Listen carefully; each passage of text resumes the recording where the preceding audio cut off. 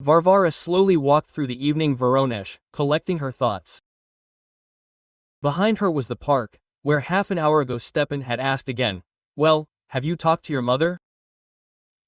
She only shook her head, hiding her eyes. "Varya, we can't live like this forever. I'm 32, you're 29, it's time to decide something." Quote. There was weariness in his voice. "Today I promise, I'll tell her right today," the girl answered decisively, squeezing his large, calloused palm tightly. Now, walking toward the house, she went over in her memory all the times when her mother openly demonstrated hostility toward Stepan, how she pursed her lips when she heard his name, how she demonstratively left the room as soon as he appeared on the threshold. The welder, an ordinary worker without a higher education, had found his equal. She threw it with contempt. Varvara sighed heavily. She had been preparing for this conversation for a week and a half, rehearsing every word, but now, approaching the entrance, she felt her legs go numb. The three-room apartment she had inherited from her father smelled of fried potatoes. Her mother was bustling about in the kitchen, drinking something. Varvara took off her shoes and went into her room. There was still a photograph of her father on the table. Dad would understand and accept, the girl thought, running her finger along the glass of the frame. "Varenka, dinner." Her mother's insistent voice rang out. It was unusually quiet at the table. Brother Dimka, as usual, was missing somewhere. Varvara mechanically chewed potatoes, gathering her courage. "Mom," finally, her daughter said. "We need to talk." Elena Vasilievna became wary and put down her fork. "What happened?" "Styopa proposed to me, and I agreed." An ominous silence hung in the kitchen. The mother slowly rose from the table and leaned her hands on the tabletop. The woman's face was rapidly turning pale. "What did you say?" The voice sounded muffled, as if from far away. "I'm marrying Styopa. Mom, we love each other. He's a good man, reliable. You know that very well." "No," Elena Vasilievna cut her daughter off sharply. "Don't even think about it. I won't let you ruin my life.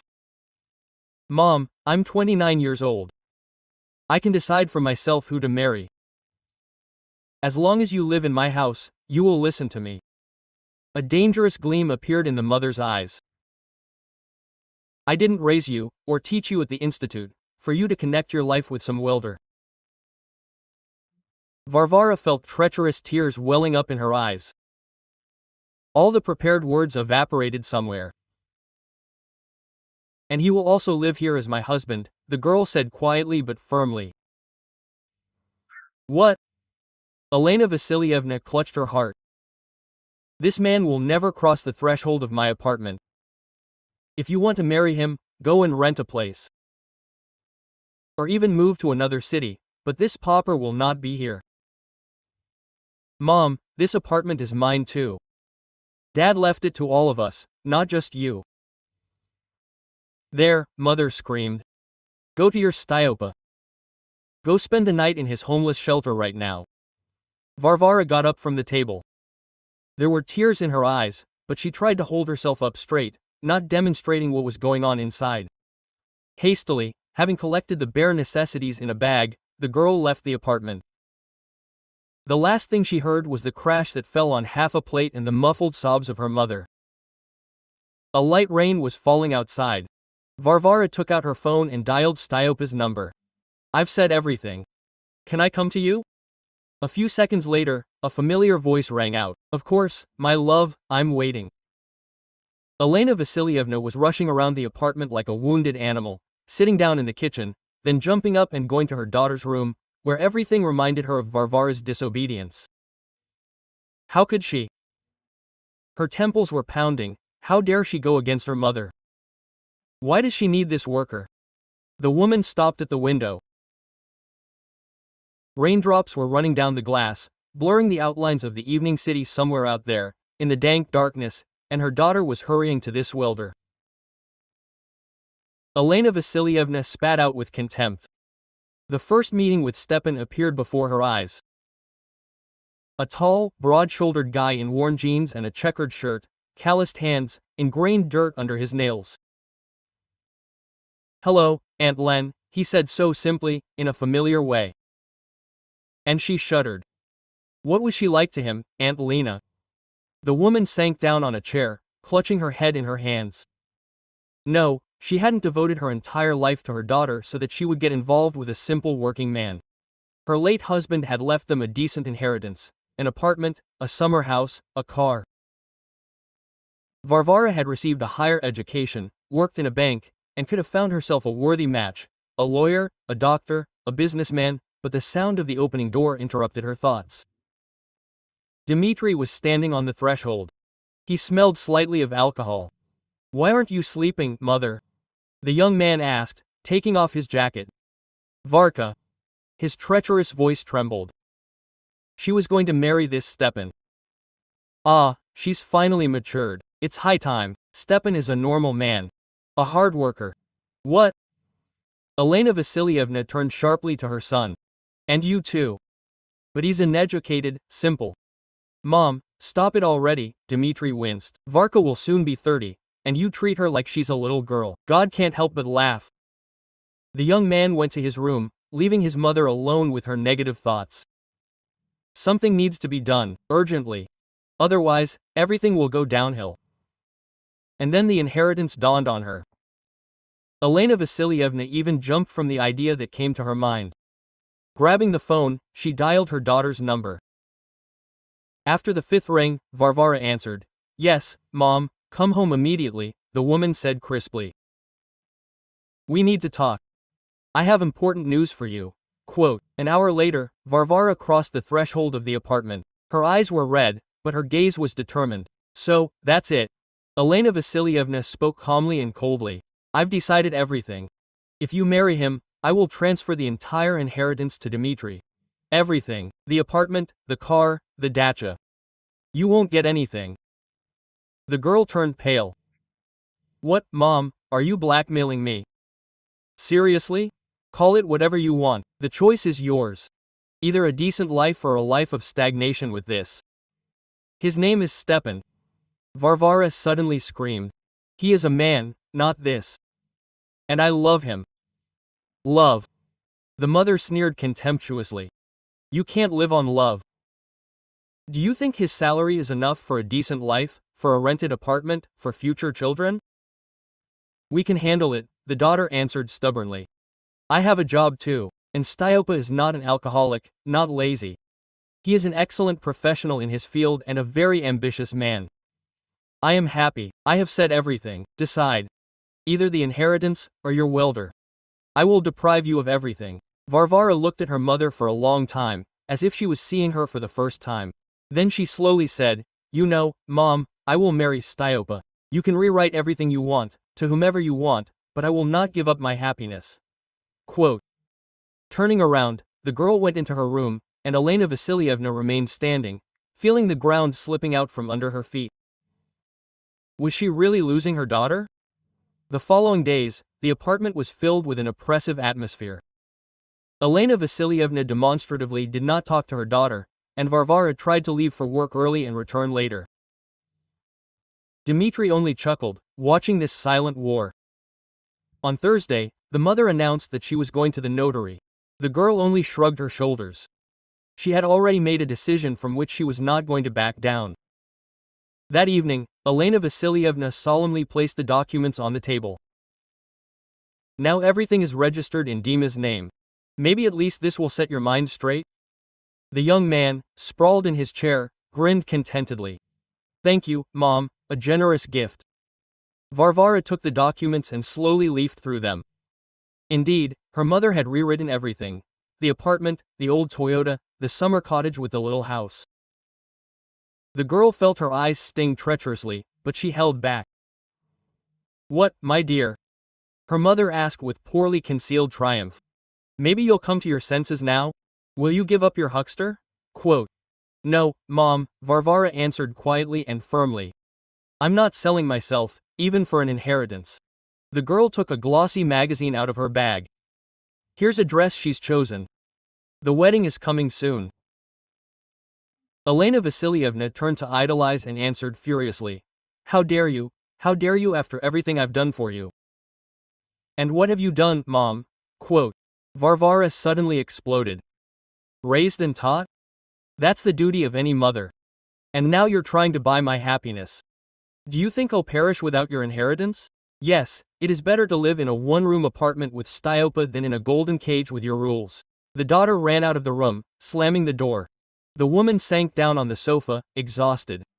The following weeks turned into some kind of crazy kaleidoscope.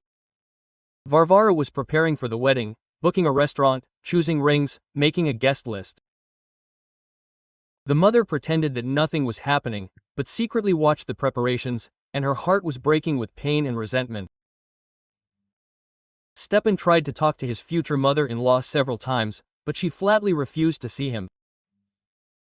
I don't need your explanations, she shouted through the door. Take her and get out, both of you. And Dmitri seemed to blossom, began to appear at home more often, discussed something on the phone, made some mysterious notes in a notebook. Elena Vasilievna was happy, at least one child remained grateful. Now he would have everything, both housing and a car. Maybe he'll finally settle down. A couple of weeks later, Varvara made an important decision. The girl moved in with Stepan, packed her things, took her documents and photographs, turned around at the threshold and quietly said, Mom, it's not too late to change everything. We can become a close-knit family if you want. Quote. The woman silently turned away to the window. When the front door slammed, tears rolled down her cheeks. In the evening, she sat for a long time in her daughter's empty room, sorting through childhood photographs, school notebooks, old toys. Here was Varenka in the first grade with big white bows. Here at graduation, a beauty just like her father. Here, against the background of the bank, in a formal suit, happy. Her first day at work. Maybe I really am putting too much pressure on her. A treacherous thought flashed through her mind, but Elena Vasilievna immediately drove it away. No, she was doing everything right. Her daughter would still thank her when she came to her senses. Mom, we need to talk. Dmitri looked serious for the first time in a long time. Next to him stood a completely unfamiliar girl, young, about 20 years old.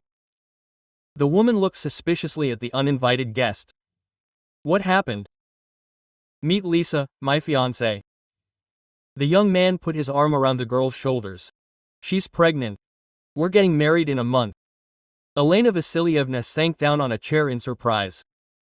What wedding, what pregnancy? Are you in your right mind, Mom? But that's not all. I decided that I had no right to offend my sister. Dad would not have allowed this to happen. So Varya and I decided to exchange the apartment, divide it equally. It would be fair. The woman jumped up from her chair abruptly. Her face turned purple. Have you conspired to ruin me? First alone with that welder, now you with a minor. And they're dividing the apartment without my permission. Did you ask me? Why ask you? Varvara appeared in the doorway. You rewrote everything to Dima. Now he decides. The new owner. They plan to teach me a lesson. Elena Vasilievna translated a glance from one child to another. Your own mother, who gave birth to you and raised you. No, Mom, Dmitri answered calmly. It's just that each of us needs our own life. I'm going to have a child, Varka has a husband, we need our own place to live. And where should I go? You'll go to the village to visit Grandma. The house there is nice and cozy. What? The woman clutched her heart. To that old house without amenities, without hot water. Are you a monster? It's unpleasant, right? Varvara suddenly asked quietly, when someone decides your fate, when they leave you no choice. How dare you? I raised you, I dedicated my life to you. And I controlled you, Dmitri intervened. Controlled every step, told us who we should live with, who we should love. You didn't let us breathe. Do you realize that? I wanted the best, so that you wouldn't make mistakes. No, Mom, the daughter shook her head. You wanted it to be as convenient for you. But we are not your property. We have the right your choice.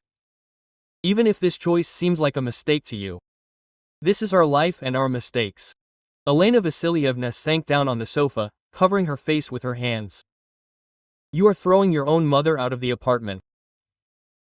You kicked yourself out, Varvara answered harshly when she decided to punish me with an inheritance. You thought I would get scared, I would refuse the person I loved for the sake of money. Varka, that's it, she says. Dmitri put his hand on his sister's shoulder. Did you start this mess yourself, Mom? Now don't complain. You don't care where you sit when you retire. A week later, Elena Vasilievna was silently packing things into an old gazelle. The children helped carry out the boxes, but the conversation did not go well. Too much unspoken resentment hung between them. Quote, "Are you leaving?" the neighbor asked. "I'm leaving, Nina Petrovna," the woman smiled bitterly. The children asked to vacate the apartment, they evicted. When the car started moving, Varvara and Dmitri looked after it for a long time. Maybe too harshly? Quote, the sister asked quietly. No, otherwise she will never understand. Let her live alone, think about her behavior. Quote, the weddings were held one after another. Mother was invited to both celebrations, but she did not come, did not even send a postcard. Time passed. Varvara gave birth to twins, Lisa to a daughter, but the relationship with her mother never improved. Elena Vasilievna flatly refused to communicate with the children. And they made no attempt to reconcile. The wound of betrayal was too deep, the offense too strong. Sometimes, rocking the babies, Varvara thought that maybe it was worth forgiving her mother, but then she remembered how she tried to destroy her happiness, and her heart again turned to stone. Some actions have no statute of limitations, and some wounds never heal.